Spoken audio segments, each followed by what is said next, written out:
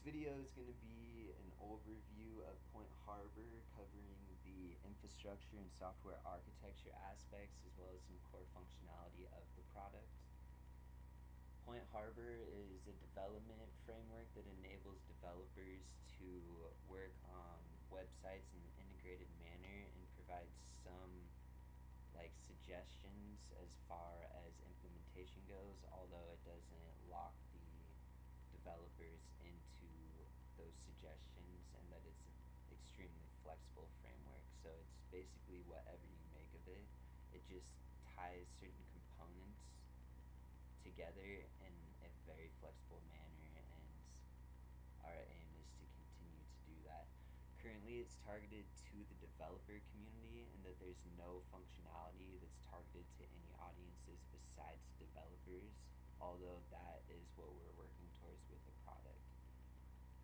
So in this video we're going to be covering just kind of like a common scenario where you would like to build a module within the framework, and just kind of seeing how a few components work within the product. So first off, this is the current landing page of the development environment, or it's kind of the development slash demonstration, in that it's the demonstration environment, but there's also dev and prod branches within the demonstration environment, which I'll go ahead and show you. So the demonstration environment is actually located at kind of a long URL. It's c-pointharbor.rhcloud.com, and then it's basically a query from there. So this query is actually for the portal landing page, and that's what we're looking at here. So if we look at the source code, you'll notice that there's only a few components to this page. The jQuery script, which is a method for shorthanding a lot of regular JavaScript operations. So it's just a shorter interaction time with the development syntax than is regular JavaScript, so it just shorthands everything basically. Then we have the PointHarbor model, which is the core functionality of PointHarbor, and then the PointHarbor init file, which is basically an initialization file that implements the model functionality in a viewable and usable manner. So those are the core components of this landing page, just those couple script files. So if we look, there's actually this integrated editor and this integrated SQA panel in this page. So there are components that you can have or you can remove. So this is the source code for the initialization file that you saw, the PointHarbor init file. So this basically just creates a PointHarbor model or object. This is a link into the model file that you saw, the PointHarbor model. So this creates, it's an instantiation of that code, and then it sets the document title, which can be viewed through the tab, and then it creates a page layout, and then it populates the page layout with several components, which are basically modules within the page that are isolated functionality that are usable. So after it populates that, it then goes ahead and runs the SQA environment and any tests that are registered within those components. And then here, this code is just building this SQA panel that you see here. So there's only one test right now, and it's the user login. So if you see the user login is resulting to true because we are logged in right now, if we actually log out and look at that same landing page, you'll notice the result is now false instead of true. So if we go ahead and log in once more, and without logging in you can still view the code, but you aren't able to make changes to the code. So right now on this demonstration site, anyone can visit the site and view the dynamic implementation of PointHarbor. Not the very base software, or the service where I should say. So we have a DB service which allows interaction with MongoDB for builds of modules. We have an exec which allows the dynamic execution of scripts. We have a read module or service which allows the reading interaction from MongoDB. And then we have save, which does the same thing for the save operation. We also have an accessor, which basically is shared functionality between the services. And then we have config, which includes the connection information for MongoDB. And then an exception config, which is used for debugging scenarios, just setting those few parameters. And then we also have a couple of files that are generated by OpenShift when you create the OpenShift application and these cartridges. So that's the server side components. So if you go into OpenShift, so OpenShift is what this implementation runs off of. It's a free service to start off with, and if you need to scale, then you can scale it out with paid subscriptions. But basically it allows the one-click scenario deployment of several components. So if you just go add cartridge, you can basically add MySQL just by clicking here and adding MySQL, or add cron jobs. So if we would like to go ahead and add cron jobs, we can just say add cartridge.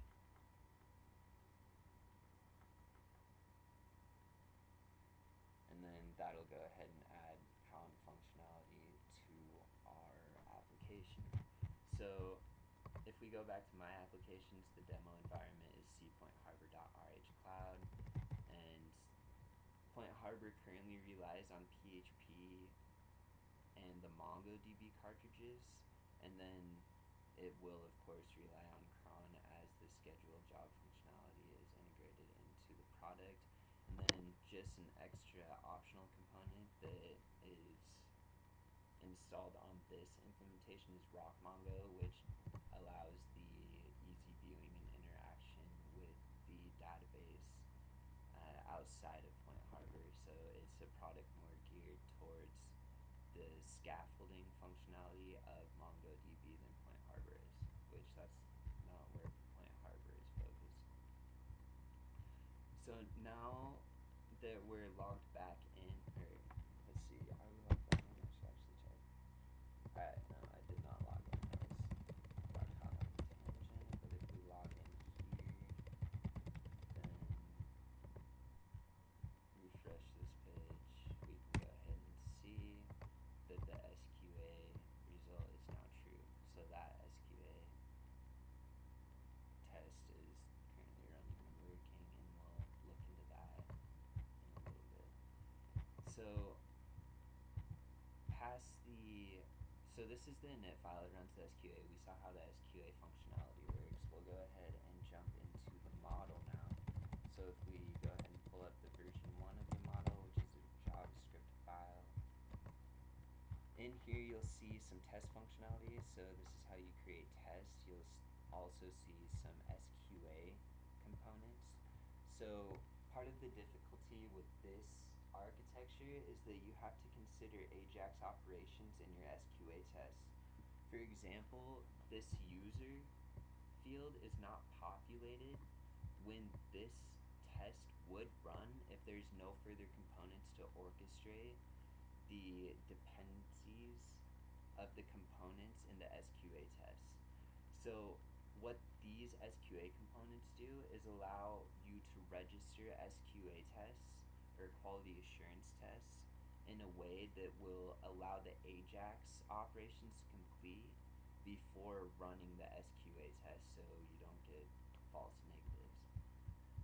So that's the majority of the PointHarbor functionality, and then there's also the read operations, the client-side read operations, or the service interface for the service components that you saw. So that's what we're looking at in this file. There's also this, so right here, this is basically an implementation of simple refactoring functionality that allows you to refactor sets of files, and this is what we're looking at in this portion of the file. So that's the core functionality within PointHarbor, is the model file, and then of course we saw the initialization file, which is the page layout, and it populates the components within the page layout, and then runs the SQA environment as we saw. So part of the benefit besides the integrated IDE and the integrated SQA. So actually let's look at the SQA. So if we look at this SQA test, this is of the login component, and it's the test, so that's kind of the naming convention used here. There's nothing forcing that, and it provides no further operations, like in addition to the UI, although we may go that way. So this creates a test object right here, and then registers the test within the PointHarbor SQA environment. So basically, here's the title of the test, which is displayed here. So, and then the actual test, which is if the element that has the ID of email has text that equals affinityAnchor@gmail.com, then return true, else return false, and then register that test so we can consider the AJAX operations of retrieving that. So the AJAX operations that are occurring here can be viewed. So this naming, naming convention is basically of the login module. It's a script, and then it's a authorization submodule. So in here,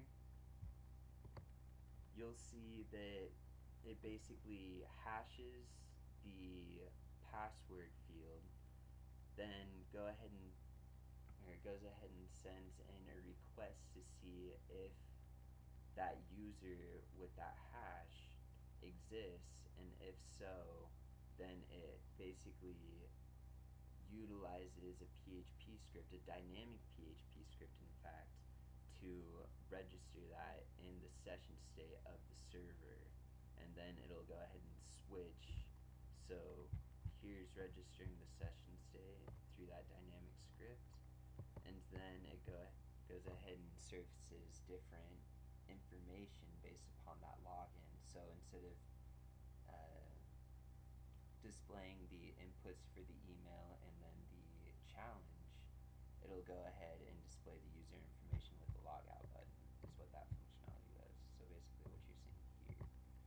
So if we look at the set session, so here's some of the dynamic PHP, right? So if we go here, you'll see that this is actually PHP, but it's dynamically executed, right? You don't need to re-upload this to the server, you don't need to do any check-ins, you don't need to push it anywhere, you don't need to do any deployments.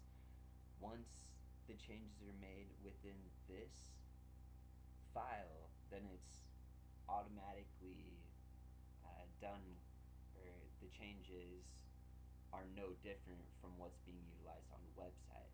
So if I wish to modify this dynamic PHP file and save it, we could go ahead and do that, and there would be no further changes past hitting that save button if the version is right.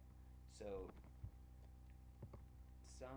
there is some versioning in here, so we'll look at some of that now.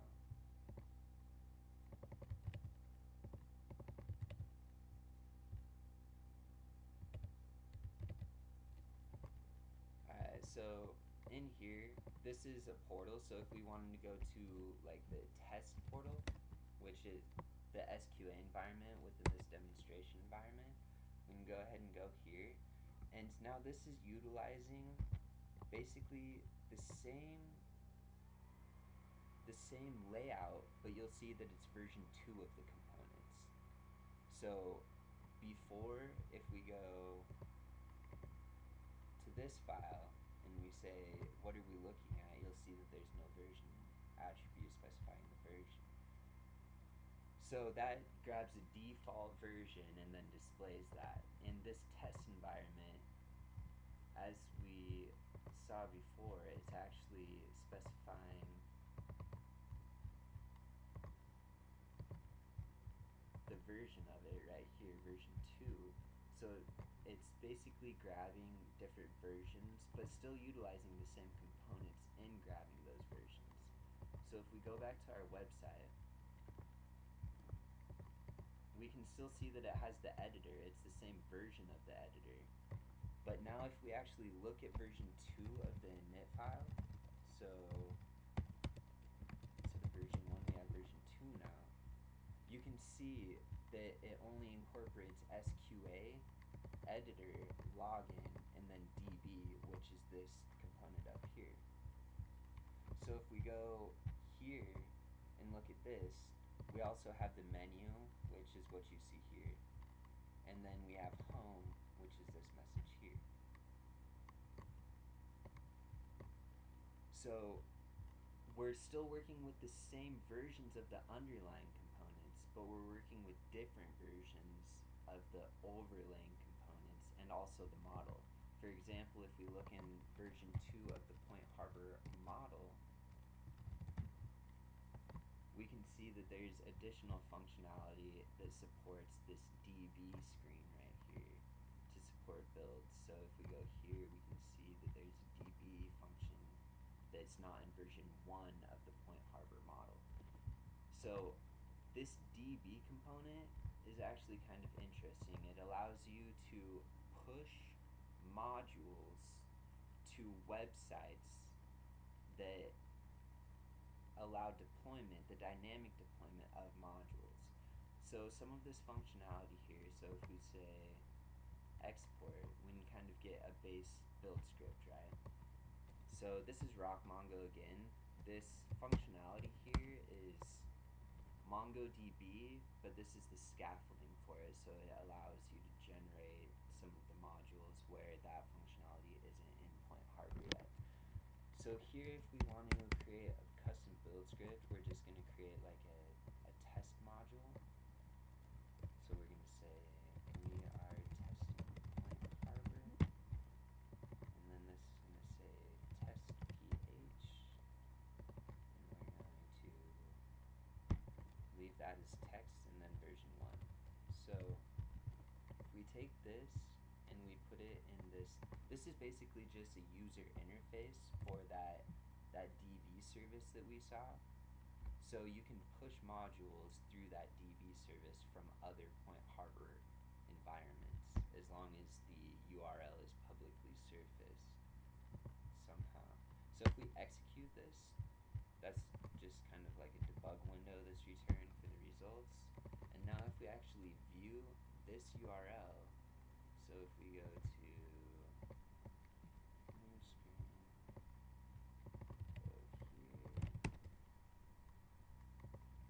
and then if we say test ph up here, then you'll see that that module just got inserted in that like query. So we were able to basically build out a module through the DB service through this UI. Again, if we were to specify an external URL and push that to another environment altogether, then you could go ahead and do cross-environment, even cross-URL or domain implementations and push functionality from environment to environment.